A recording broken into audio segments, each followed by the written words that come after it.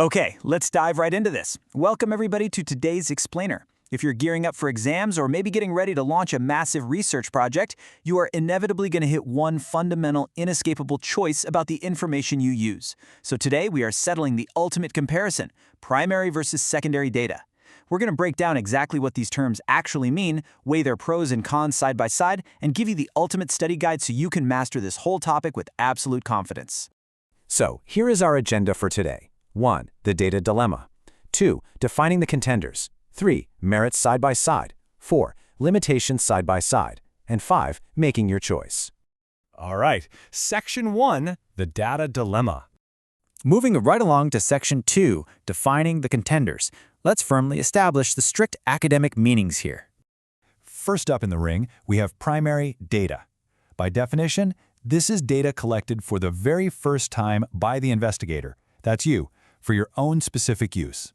The absolutely crucial defining trait you need to remember here is its absolute originality. It has literally never existed in this compiled form before you went out and gathered it. It is 100% custom-made for your specific project and your specific questions. In stark contrast to that, we have secondary data. This is data that has already been collected, classified, and analyzed by someone else previously. Do you see the difference there? The heavy lifting has already been done by another investigator, or maybe an organization. You're just coming in after the fact to utilize all their hard work for your own purposes. And this brilliantly illustrates the absolute best way to think about these two concepts. Think of primary data as raw materials. It's totally unrefined. Once you collect it, you still have to apply statistical methods to analyze it and actually make sense of it all. Secondary data, on the other hand, is basically a finished product. It's already undergone some form of statistical treatment or classification before you even laid eyes on it. Now, here's a trick question that totally trips people up on exams. Can the exact same piece of data be both primary and secondary? Well, the answer is yes. It all depends entirely on who is using it. Take national income data, for example. When the government goes out and collects this directly, it's primary data for the government. It's totally original to them. But if an independent researcher later downloads that exact same published report and uses it for their own university study, it instantly becomes secondary data for that researcher. Same exact numbers, entirely different designation. Section 3, merits side by side. Let's really get into our comparison table here. So the crucial point is how these benefits actually stack up against each other side by side. For relevance, primary data is incredibly powerful because it perfectly fits your exact scope. I mean, you designed it that way. But secondary data counters with this massive wealth of existing info that can spark entirely new insights you might never have even considered.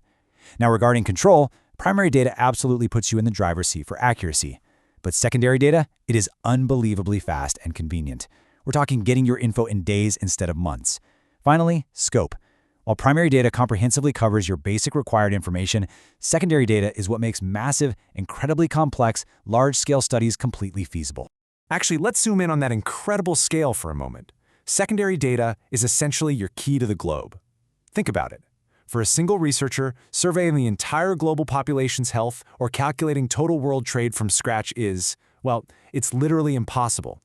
But thanks to readily available secondary data from massive international agencies like the United Nations, the World Bank, or the International Monetary Fund, you have instantaneous access to worldwide phenomena. It empowers you to conduct global-level studies right from your laptop. All right, Section 4, limitations side by side. Obviously, no method is perfect. So let's look at the pitfalls. Now, what's really interesting about this side-by-side comparison table is the stark contrast in the types of risks you face. For resources, primary data is notoriously expensive and incredibly slow. It can take months. Secondary data's main constraint? The information you need might just completely lack availability altogether. Under accuracy risks, primary data faces the very real threats of non-response from participants and personal bias from the people actually collecting the data. Secondary data, however, is risky because you just inherit any errors the original investigator made. You are putting blind faith in their methods. Finally, execution. Primary data is an administrative nightmare, whereas secondary data can be incredibly difficult to just shoehorn into a perfect fit for your specific objectives. Gathering data from scratch is a massive logistical hurdle. It's not just walking around asking people questions. First off, you have to secure major funding. Second, you meticulously design and pre-test your questionnaires so they actually make sense in the real world. Third, you need to create a precise sampling frame. And fourth, actually, this is a really big one. You must select, train, and closely supervise a large team of field staff. These are known as enumerators. If your enumerators are poorly trained, their own personal biases will absolutely contaminate your highly expensive raw materials, totally ruining your data quality. So, hearing all that, you might be tempted to just say, I'll always choose secondary data. But remember, using secondary data is very risky. You are relying on someone else's finished product. Therefore, you absolutely must rigorously pass it through a 3-step verification checklist before you use it. You have to verify its reliability, its suitability for your specific project, and its adequacy in terms of things like sample size. If you skip this checklist, you could easily end up building your entire investigation on a fundamentally flawed foundation, giving you completely incorrect results. Section 5. Making your choice. Let's bring this all together. In practice, you're going to find that the choice often just makes itself. The general rule of thumb is this. Researchers typically look for secondary data first, simply because of the massive savings in time and convenience. However, when that secondary data completely lacks availability, or if those existing finished products fail to perfectly match the rigid needs of your study, well, you have absolutely no choice. You've got to roll up your sleeves, secure the funding, and collect your own primary data from scratch.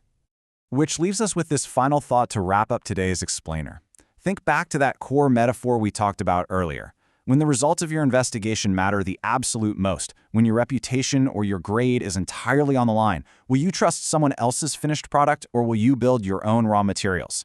Keep that question and these side-by-side comparisons we covered firmly in mind, and you are for sure going to ace this topic. Thanks for hanging out with us, and happy studying.